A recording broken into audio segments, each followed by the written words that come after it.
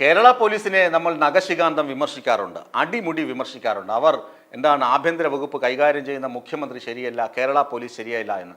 എന്നാൽ കഴിഞ്ഞ കുറച്ച് ദിവസങ്ങൾ, ഈ വർഷത്തെ തന്നെ കണക്ക്, ഇപ്പോൾ ഡിസംബർ ആയല്ലോ, നമുക്ക് നോക്കാം. ഒരു 10-15ഓളം കേസുകൾ വളരെ നിഷ്പ്രയാസമല്ല, വളരെ കഠിനമായി തന്നെ പണിയെടുത്തിട്ട് വളരെ വേഗം തെളിയിച്ചിട്ടുണ്ട് കേരള പോലീസ്.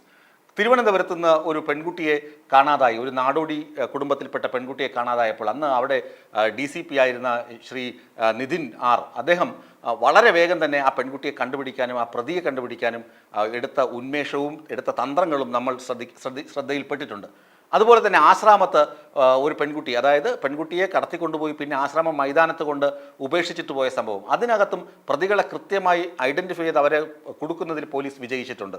അങ്ങനെ നോക്കുകയാണെങ്കിൽ ഇങ്ങോട്ടുള്ള സംഭവ പരമ്പരകൾ കേരള പോലീസ് അന്വേഷണ മികവിൽ, അതായത് സംസ്ഥാന പോലീസിന് കേന്ദ്രം തന്നെ അംഗീകാരം കൊടുത്തിട്ടുണ്ട്. അന്വേഷണ മികവിൽ ഇത്രയും സ്മാർട്ടായ പോലീസ് വേറെയില്ല, കേരള പോലീസാണെന്ന്. കേരളത്തിൽ ക്രൈം എണ്ണം, അതായത് കുറ്റകൃത്യങ്ങളുടെ എണ്ണം കൂടുന്നത് തന്നെ പോലീസിനോടുള്ള വിശ്വാസം കൊണ്ടാണെന്നും കേന്ദ്ര ഏജൻസികൾ തന്നെ സമ്മതിച്ചിട്ടുണ്ട്. നമുക്ക് ആ കേസുകളിലേക്ക് ഒന്ന് കണ്ണോടിക്കാം. നമുക്ക് വളപട്ടണത്ത് നിന്ന് തന്നെ തുടങ്ങാം. വളപട്ടണത്തെ കള്ളനെ പിടികൂടിയത് എങ്ങനെ? എല്ലാവരും പറഞ്ഞു ഇത് അന്യ സംസ്ഥാന തൊഴിലാളിയായിരിക്കാം, അല്ലെങ്കിൽ തമിഴ്നാട്ടിൽ നിന്ന് വന്ന കുറുവ കള്ളന്മാരായിരിക്കാം എന്നൊക്കെയായിരുന്നു അഭ്യൂഹം. പക്ഷേ പഴുതടച്ച അന്വേഷണത്തിൽ 30 മീറ്റർ മാത്രം അരി മുതലാളിയായ, അരി വ്യവസായിയായ, അരി കച്ചവടക്കാരനായ അഷറഫിൻ്റെ വീടിന് വെറും 30 മീറ്റർ അകലെ മാത്രം താമസിക്കുന്ന ലിജീഷ് എന്ന ആളാണ് ഈ മോഷണം നടത്തിയതെന്ന് പോലീസ് തിരിച്ചറിയുകയും ആ കള്ളനെ തൊണ്ടിയോടുകൂടി പിടികൂടുകയും ചെയ്തു.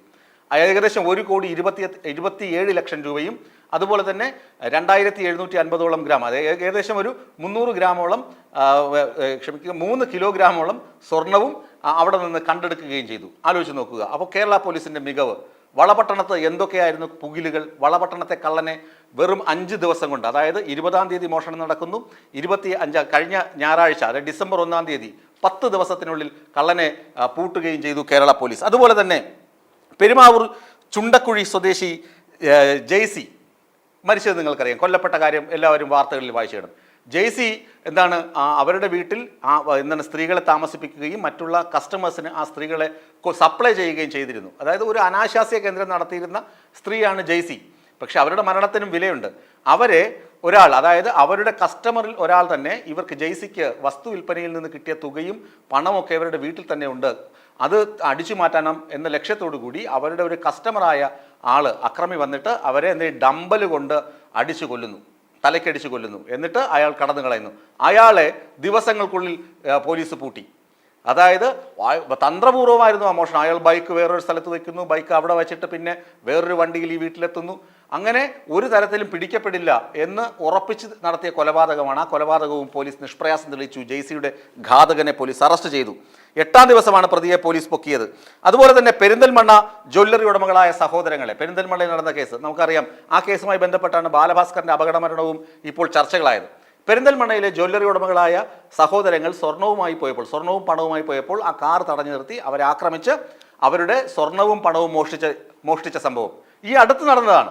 അതിലെ 12 പ്രതികളെയും പോലീസ് 2 ദിവസം കൊണ്ടാണ് പൊക്കി അകത്താക്കിയത്. 12 പ്രതികൾ. അതിലൊരാളാണ് ഈ അർജുൻ, തൃശ്ശൂർ മനയിലെ അർജുൻ എന്ന് പറയുന്ന ആൾ. അർജുനാണ് ബാലഭാസ്കറിന്റെ അപകട സമയത്ത് വാഹനം ഓടിച്ചിരുന്നത്.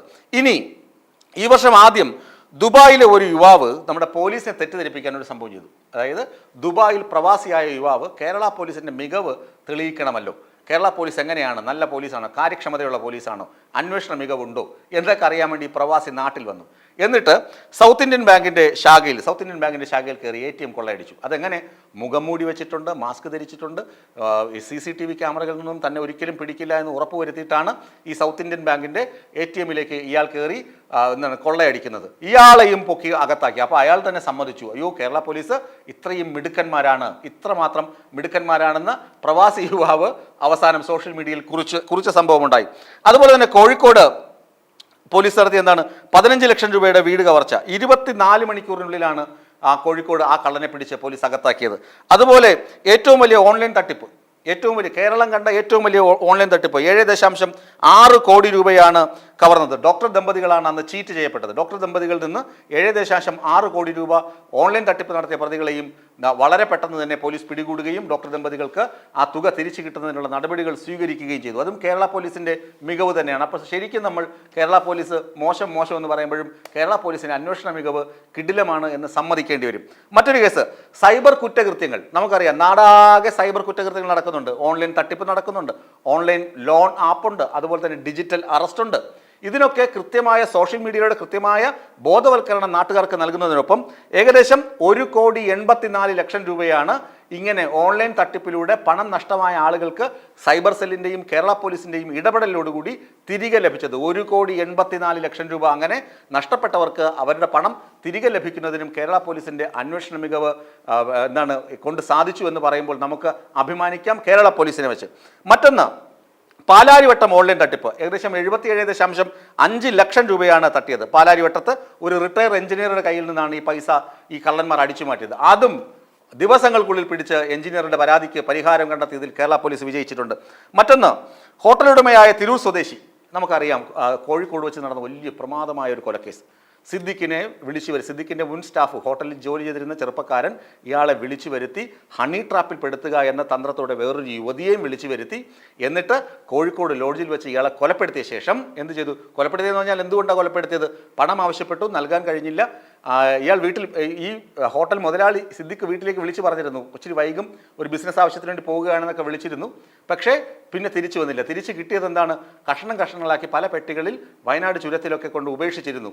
അതിലും സിദ്ദിഖിൻ്റെ ഘാതകരെ ആ യുവതി ഉൾപ്പെടെയുള്ള ആളുകളെ വളരെ വേഗം തന്നെ പോലീസ് തിരിച്ചറിയുകയും ഐഡൻറ്റിഫൈ ചെയ്യുകയും പ്രതികളെ അറസ്റ്റ് ചെയ്ത് ജയിലിൽ അടയ്ക്കുകയും ചെയ്തു.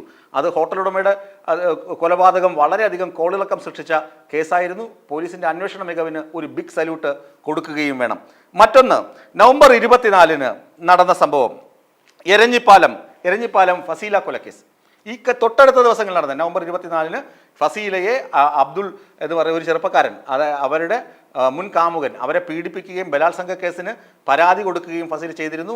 അതിൽ പ്രതികാരം ചെയ്യാൻ വേണ്ടി ഈ ഫസീലയെ ഇയാൾ ഹോട്ടലിലേക്ക് വിളിച്ചു വരുത്തി, എരഞ്ഞിപ്പാലത്തെ ലോഡ്ജിലേക്ക് വിളിച്ചു വരുത്തുകയും അവിടെ വെച്ച് ശ്വാസം മുട്ടിച്ച് കൊലപ്പെടുത്തുകയും ചെയ്തു. എന്നിട്ട് പാലക്കാട് കാർ ഉപേക്ഷിച്ച് ഇയാൾ ആദ്യം ബാംഗ്ലൂരു പോയി, പിന്നെ ചെന്നൈയിൽ ആവടിയിലുള്ള ലോഡ്ജിൽ തങ്ങി. എന്നിട്ട് നിരന്തരം പോലീസിൻ്റെ നടപടികളൊക്കെ നിരീക്ഷിച്ചു കൊണ്ടിരുന്നു. പക്ഷേ പോലീസ് അവിടെ എത്തി.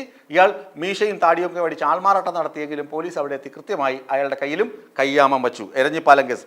മറ്റൊന്ന് പേരാമ്പ്ര അനു എന്ന അമ്പിയുടെ മരണം കൊലക്കേസ്. ഒരാഴ്ച കൊണ്ട് ആ പ്രതികളെയും പോലീസ് പിടികൂടി.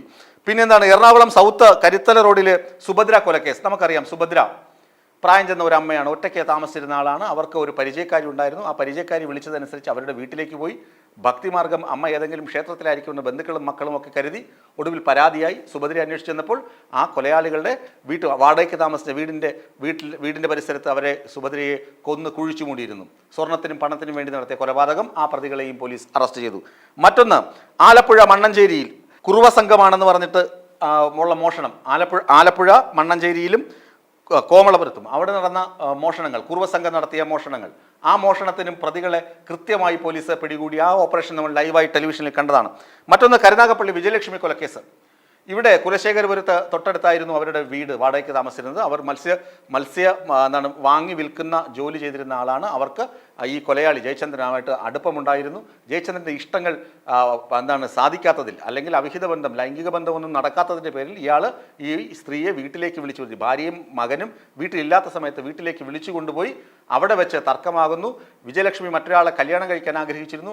അയാൾ അർദ്ധരാത്രി വിജയലക്ഷ്മി ഫോണിൽ വിളിച്ചതിൻ്റെ പ്രതികാരം തീർക്കാൻ തലയ്ക്ക് അടിച്ച് കൊന്നു.